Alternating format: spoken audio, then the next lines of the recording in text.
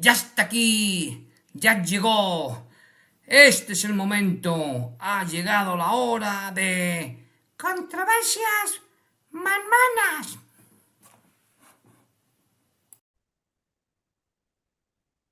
Hola, mis estimados oyentes. Pues aquí tenéis a Imanol una semana más para hablar acerca del siguiente capítulo, que es el epílogo. Solo nos queda una semana más que con el suplemento de la historia. Sí, nadie conoce mi historia, la biografía no oficial de José Smith, escrita por Frank Brody, una escritura de renombre en su día, ganadora también de muchos premios por las biografías que hizo.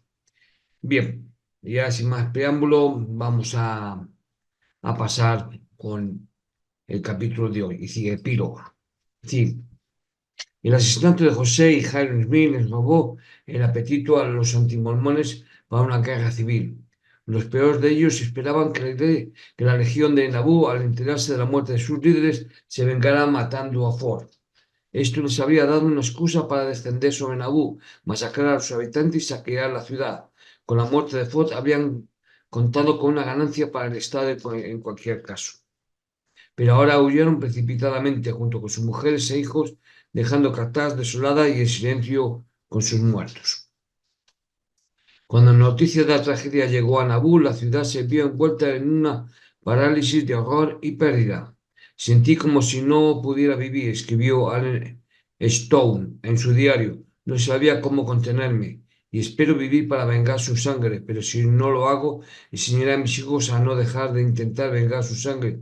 Luego enseñaré a sus hijos y a los hijos de sus hijos hasta la cuarta generación, mientras haya un descendiente de los asesinos en la tierra. Tal pasión nunca se tradujo en acción, porque los mormones eran minoría.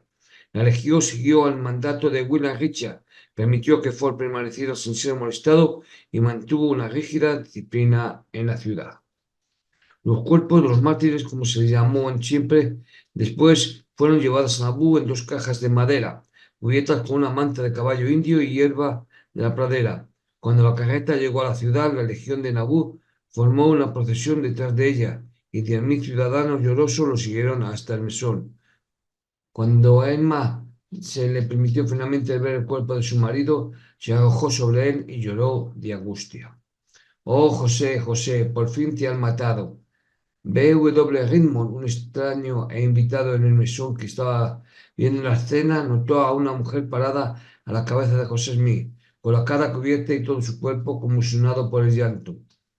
Era la viuda de William Morgan, de memoria masónica. Escribió. Las otras esposas lloraron al profeta menos abiertamente, pero no menos amargamente, y se dice que Oliver Gray Frost por un tiempo se volvió bastante loca. Antes de que los cuerpos de José y Aaron fueran enterrados, 20.000 santos pasaron en silencio por delante de los ataúdes cubiertos de terciopelo en un último gesto de homenaje. Multitudes llenaron el cementerio para ver las cajas de pino bajar a las melancólicas tumbas, cajas de las que los cuerpos habían sido sacados en secreto y reemplazados por bolsas de arena. Temiendo la profanación de las tumbas, 10 hombres enterraron los cadáveres a medianoche en el sótano de la casa de Nabú y amontonaron piedras rotas y basura sobre el lugar. Incluso en la muerte al profeta no se le permitió descansar. Meses más tarde, a petición de Emma, los cuerpos fueron exhumados y enterrados de nuevo bajo la casa de verano, donde, a pesar de toda la leyenda en contrario, permanecen hasta hoy. 5 meses después del asesinato nació el hijo menor de José, David Hiram. El New York Herald publicó el New York Herald publicó un extra para anunciar la muerte del profeta. El dictor escribió en un duro obituario: la muerte de Mahoma moderno sellará el destino del mormonismo. No pueden conseguir otro José Smith. La ciudad santa debe caer en ruinas y los santos de los últimos días ha llegado al último día. Pero después de 2 días de reflexión, James Gordon Bennett enmendó este juicio, escribiendo el 10 de julio. En lugar de sellar el destino del mormonismo, ahora nos inclinamos a creer que esta repugnante operación puede dar solo una fuerza adicional y mayor a esa secta. Joe y sus hermanos serán considerados como mártires de su fe, y un poco conocimiento de la naturaleza humana y la historia del pasado es necesario para informarnos del hecho de que la violencia, la opresión y el derramamiento de sangre fortalecen el fanatismo en lugar de someterlo. El juicio tardío fue el más verdadero. El martirio dio a la historia de José Smith la fuerza imperecedera de la tragedia. Lo que ya era una leyenda se convirtió en una epopeya. El martirio fue un símbolo dramático de que Dios había puesto su sello en el testimonio de su profeta. Y fue la leyenda de José Smith, de la cual fueron gradualmente eliminadas todas las evidencias de engaño, ambición y exceso financieros y maritales, las que se convirtió en la gran fuerza cohesiva dentro de la Iglesia. Durante un tiempo después de la muerte de José, parecía que los cismas desintegrarían la Iglesia. Sin herido, después de una amarga batalla con Brigham Young, se retiró a Pittsburgh. Lyman Wills se fue a Texas y Charles Thompson a San Luis. James Strang se estableció como rey en Beaver Island, Michigan, y William Smith reclamando la sucesión para sí mismo hasta que su sobrino John Joseph llegara a la mayoría de edad, permaneció en Nabú hasta que fue expulsado por Brigham Young. Todos estos profetas menores siguieron el ejemplo de José al proclamar visiones o dar revelaciones, y la mayoría de ellos practicaban la poligamia. Solo Brigham Young tuvo la sagacidad de reclamar su autoridad como presidente de los apóstoles en vez de como un revelador oportunista, y fue a él a quien se dirigió la mayoría de los mormones. Perdón. Cuando los antimormones vieron que la muerte de José no había destruido la iglesia, comenzaron a perseguirla en serio. Emularon fielmente la quema y el saqueo de los misurianos hasta que Brigham Young aceptó llevar a su gente al oeste. La épica heroica del viaje a la Gran Cuenca ha sido contada una y otra vez, ocasionalmente con la fidelidad y la magnificencia que merece. Decir que la muerte de José enriqueció a la Iglesia con la inspiración de la leyenda de un mártir no significa, sin embargo, que su asesinato fuera necesario para la supervivencia del movimiento mormón. Los historiadores han sostenido comúnmente que su imperio se estaba desmoronando desde adentro y que solo el genio de Brigham Young lo salvó de la ruina. Pero no hay razón para creer que José no podría haber sobrevivido a la deserción de William Lamb, como lo hizo con la de los testigos del Libro de Mormón y John C. Bennett. Su propia historia habría carecido de la grandeza moral que su muerte le impartió, pero esto fue solo un factor en la supervivencia de la Iglesia. Si José hubiera huido al oeste, sus santos lo habrían seguido, ya que lo habían seguido desde Cleveland a Missouri en 1838. La admisión abierta de la poligamia le habría costado a algunos conversos, pero no más de lo que le costó a Brigham Young 8 años después. Probablemente habría habido menos orden y más sufrimiento en la emigración, y es dudoso que José se hubiera detenido en los áridos desechos de la Gran Cuenca, pues California habría sido más de su agrado. Su imperio podría haber sido mucho menos estable que el de Brigham Young, pero lo que le faltaba en estabilidad José lo habría compensado en color. Emma no siguió a Brigham Young hacia el oeste, pero habría seguido a su marido. Los gentiles entonces no habrían podido señalar su segundo matrimonio como un incrédulo el atractivo mayor Lewis Vidamon, como prueba de que en su corazón había despreciado la misión de José desde el principio. No hay pruebas, sin embargo, de que Emma desdeñara nada más que a Brigham Young, a quien después de la muerte de José llegó a temer y despreciar. Se aferró a ciertas reliquias de la memoria de su marido, como su traducción manuscrita de la Biblia, con una reverencia supersticiosa. He pensado a menudo, escribió a su hijo cuando se llevó las páginas para imprimir, que la razón por la que nuestra casa no se quemó cuando ha estado tan a menudo en llamas fue por ellas, y todavía siento una sacralidad ligada a ellas. Sin embargo, ella siempre negó la poligamia.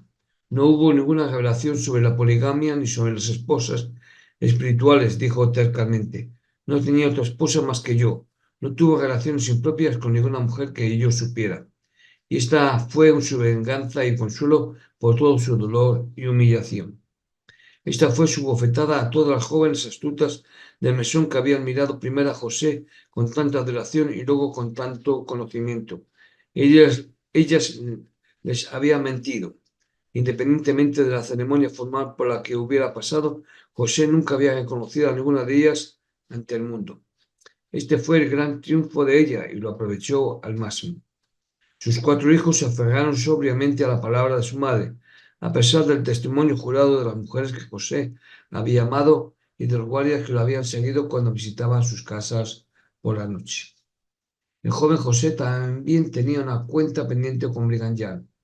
Alrededor del joven se reunió un pequeño grupo de hombres descontentos e infelices que habían probado primero uno y luego otro del cúmulo de setas que surgieron a la muerte de José.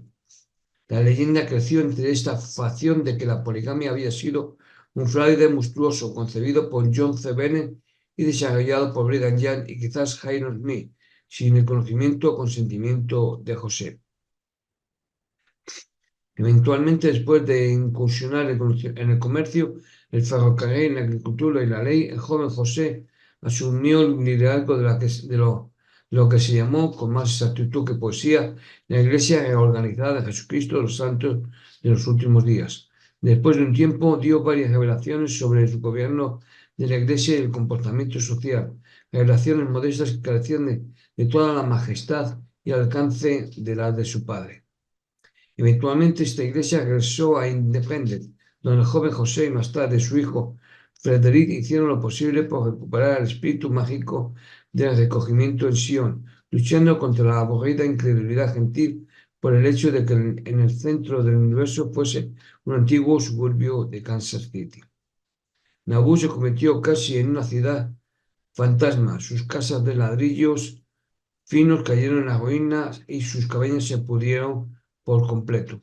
Los sicarianos comunistas bajo Etienne Cavett la revivieron por un breve periodo, pero con su partida se hundió en un letargo microscópico, solo intensificado por todos los recientes intentos mormones de convertir el sitio en un santuario.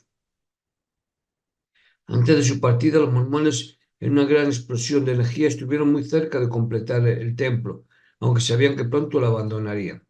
Solo la planta del ático fue dedicada, pero miles de santos participaron en los misterios de la investidura y luego, con una sensación de liberación, cruzaron el Mississippi y se dirigieron al camino de Oregón, mientras las turbas gentiles se preparaban para saquear la ciudad.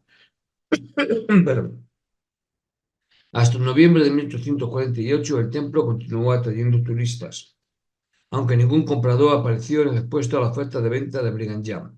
Entonces fue incendiado por un pirómano que sin duda temía que un día pudieran atraer a los mormones de vuelta. La cáscara destripada y parcialmente demolida, descrita por un viajero temprano como las ruinas más impresionantes de América, fue comprada por los sicarianos, que esperaban remodelarla para convertirla en una escuela. Pero antes de que pudieran reemplazarla una piedra sobre otra, un tornado caprichoso apiló las grandes paredes de piedra caliza en un montón de escombros, y la leyenda surgió entre los mormones de que el dedo de Dios había trazado el camino del tornado para que la profanación no llegara al lugar sagrado. Bueno, nota del traductor. El templo de Nabú fue reconstruido en tiempos modernos y dedicado el 20 de junio de 2002 por Gordon Bergin. Continuamos. Los mormones que siguieron a Brigham Young continuaron construyendo templos con sus agujas y pilares, levantándose en Utah, Idaho, Arizona, Canadá y Hawái. Ninguna otra parte de la religión de José Smith mostró la misma continuidad ininterrumpida que los rituales del templo, que incluso ahora se realizan, con algunos cambios menores, como se hacía en el salón masónico de Nauvoo. Esto no es sorprendente, ya que los ritos eran completamente extraños a la vida mormona, pero dondequiera que la religión operara con fuerza generadora en el trabajo y pensamiento mormón, fue a su vez remodelada por su contexto social. La poligamia en particular sufrió una evolución sorprendente. De ser una empresa clandestina limitada a los principales sedes de la Iglesia, se convirtió en el aislamiento de la Gran Cuenca en una práctica eminentemente respetable. Incluso el número de esposas simbolizaba la intensidad de la fe de un hombre, y no hubo más casamientos casuales de mujeres casadas, como había hecho José. Cada hombre que tomaba una esposa plural asumía la plena responsabilidad de su no, sino sino siempre de su apoyo. Bajo el mandato de Brigham Young, lo que M.R. Werner ha llamado sabiamente poligamia puritana no tenía nada de la exuberante sensualidad de los harenes de Oriente Medio. Sin embargo, un público americano excitado, alimentado por las escabrosas exposiciones de la vida sexual mormona, intentó durante 3 décadas legislar la poligamia fuera de la existencia en el territorio mormón, enviando a los principales líderes a la penitenciaría como criminales comunes. Pero tanto los hombres como las mujeres, sublimemente seguros de la rectitud de su causa, lucharon contra la nación con una tenacidad asombrosa. Finalmente, en 1890, su cuarto presidente, Wilford Woodruff, en un manifiesto destinado a ganar la categoría de Estado y la paz, renunció a la práctica del matrimonio plural, conservando el principio como un ideal. 50 años más tarde, la jerarquía mormona, en su pasión por la respetabilidad, se había vuelto tan en contra del principio, así como de la práctica que amontonó toda la furia santurrona y el aborrecimiento que los gentiles habían gastado en los mormones una generación antes sobre una pequeña secta fundamentalista disidente que revivó la poligamia. La poligamia, que siempre había sido una anomalía en Estados Unidos, aún no se había extinguido, pero para la mayoría de los mormones la última gran revelación de José fue simplemente un recuerdo, sí, uno vergonzoso. El día de José Smith de asumir la Iglesia y el Estado que trajo tan catástrofe en Illinois se realizó bajo el riguroso gobierno de Brigham Young, pero en el momento de su muerte el péndulo había comenzado a oscilar de nuevo. Los propios mormones rompieron su solidaridad política para ayudar a obtener la condición de Estado para Utah. Una generación más tarde incluso ignoraron las admoniciones de sus líderes, ahora fuertemente republicanos, de votar en números abrumadores por Franklin Roosevelt. A sabiendas o no, habían llegado a rechazar el principio teocrático de su profeta por la tradición americana de la democracia. ¿Qué queda entonces de José Smith en la moderna iglesia mormona? La mayoría de las cualidades humanas que lo hicieron querer a quienes lo conocieron, su jovialidad, amabilidad, amor por el deporte y la buena vida, su gracia atlética y su prodigioso encanto personal, han sido olvidadas. Pero queda su historia, comenzando con la gran visión del Padre y el Hijo, terminando con su martirio, una leyenda sin paralelo en la historia religiosa americana. Pero esta leyenda por sí sola no es suficiente para explicar el vigor y la tenacidad de la iglesia mormona. Antes de su muerte, José había establecido un socialismo evangélico en el que cada hombre trabajaba febrilmente para construir el reino de Dios en la tierra. Esto se ha convertido en una vasta organización piramidal, en la que los trabajadores financian la iglesia, la anuncian y hacen todo menos gobernarla. El pueblo mormón sigue empeñado en construir el reino de Dios y a todos, desde el diácono de 12 años hasta el sumo sacerdote de 80, se les hace sentir que de ellos depende la realización de ese ideal. Aquí, como en ninguna otra iglesia en Estados Unidos, el pueblo es la iglesia y la iglesia el pueblo. No es solo el trabajo y el sacrificio, sino un sentido de participación y de posibilidad lo que genera la lealtad mormona. El mormón promedio ya no lee los libros sagrados de José Smith y la única revelación con la que está familiarizado es el mandato contra el uso del tabaco y el alcohol. Sin embargo, cree fielmente en la doctrina de la progresión eterna, que de todos los principios del profeta es el más endémico de Estados Unidos. Cada mormón, si piensa en ello, cree que está en el camino hacia la divinidad. Y ya que, según José, el hombre no puede ser salvo sino al paso que adquiera conocimiento, la pasión por la educación se ha convertido en uno de los denominadores comunes de la cultura mormona. El gran entusiasmo de José Smith por el aprendizaje comenzó una tradición que no disminuyó con el tiempo. La gloria de Dios es la inteligencia. Se ha convertido en el más citado de todos sus aforismos y no hay lugar para el cinismo o el fatalismo en el pensamiento mormón. Tal vez la tradición más vigorosa transmitida por José Smith fue la identificación de Dios con la prosperidad material. La práctica establecida en Nauvoo ha sido continuada por la Iglesia en Utah, que controla grandes secciones de los bienes raíces y la industria mormona. La maestría financiera ha llegado a ser vista como igualmente importante con la excelencia espiritual entre las calificaciones para el liderazgo de la Iglesia. Pero la ideología comunista que impregnó los experimentos de un día pasado es repudiada con vehemencia. Los grandes negocios han sido completamente beatificados. La religión que José fundó estaba muy bien adaptada al medio del que surgió, el medio de frontera de los Estados Unidos, con toda su crudeza y vigor, y la Iglesia actual traiciona su herencia en todas sus obras, incluyendo las señales de tránsito que conducen a sus santuarios. A lo largo del encantador valle del río Wye de Vermont serpentea una autopista que conduce a Sam. Al acercarse al lugar de nacimiento de José, uno se encuentra con el señal que anuncia la posibilidad de este Belén del mormonismo. Su mensaje es demasiado ingenuamente engañoso para el verdadero espíritu misionero que encarna. Visite, insta, el monumento a José Smith, el poste pulido más grande del mundo. No se puede decir que al profeta se le ha hecho demasiado daño con este letrero, ya que solo simboliza la esterilidad de su legado espiritual. José tenía una imaginación furiosa, un vigor revolucionario y un genio para la improvisación. Lo que podía moldear con esto lo hacía bien. Con ello se creó un libro y una religión, pero no pudo crear un contenido verdaderamente espiritual para esa religión. Podía canalizar las aspiraciones formadas en otros lugares en una nueva estructura y proporcionar el armazón ritual de nuevas observancias. Pero dentro del dogma de la Iglesia no hay ningún nuevo sermón de la montaña, ninguna nueva saga de redención, nada que el mismo José pueda defender. Su martirio fue un evento fortuito, totalmente incidental a que creo.